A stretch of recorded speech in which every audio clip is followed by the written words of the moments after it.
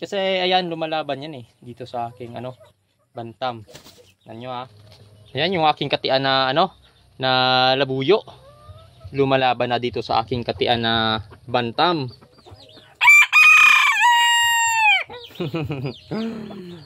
Ang pogi ng aking katian, no? Ayan. Bantam. Ayun, sumagot yung ano, yung labuyo. Katian ko rin yan pero hindi ko yan magamit sa ngayon kasi nga yan eh binibreed ko para makapag-breed ako ng purong labuyo. At inahing labuyo rin yan, yung kanyang partner dyan sa kulungan.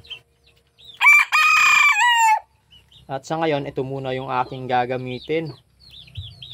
Ayan, ito yung aking katian na bantam.